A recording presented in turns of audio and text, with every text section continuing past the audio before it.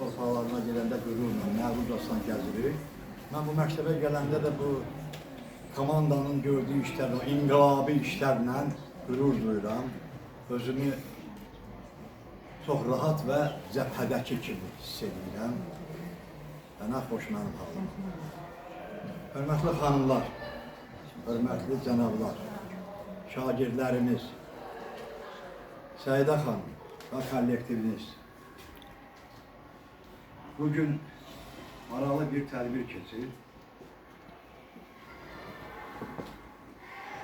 Çoxları bəlkə də rəsmi formada Xocalı soyqırımı adlandırdığı hadisəni mən qəhrəmanlıq səlnaməsi adlandırıram. Xocalı qəhrəmanlıq səlnaməsi. Əgər orada bir faciə var idisə, o faciə Cəlilabadlıların, Bakılıların, arxa cəbhədəkilərin faciəsi idi. Və biz onu hökmən qəbul etməliyik və unutmalıyıq. Biz ali millətin övladlarıyıq. Şəhidlərimiz var. Ruhları rahatsız olan, onlara sattıran bir vəzifəmiz var. Mən heç vaxt o hadisəni soyqırım qəbul eləməmişəm. İndi sizlər yəqin oxuyursunuz. Bizim tarix vaxtı başqa zamanlar idi. Sovet ideologiyası vardı. Xatır deyilən bir hadisə Belarus ərazisində olub. Soyqırım bilirsiniz nə?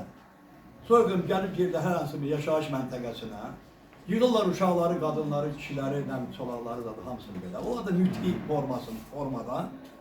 Mən belə dururlar qavlaqlarında. Bunları bir qoyun sürüsü kimi üzr istəyirəm, elə otarırlar.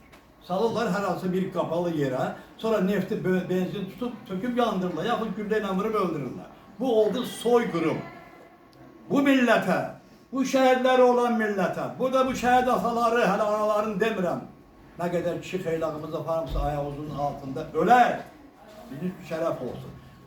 Bu cür igid, qəhrəman bir millətin övladları soyqırıma getməz.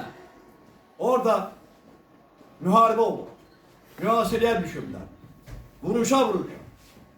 Çıxıblar mühasirədən, Xocalı hadisəsindən və şəhid olublar. Mən bunu soyqırım saymıram çünki mən qüruruma sığışdırmıram. Çünki bu millətin övladıyam, əskəriyəm, qazisiyəm, zabitiyəm, nə bilim, vətəndaşıyam.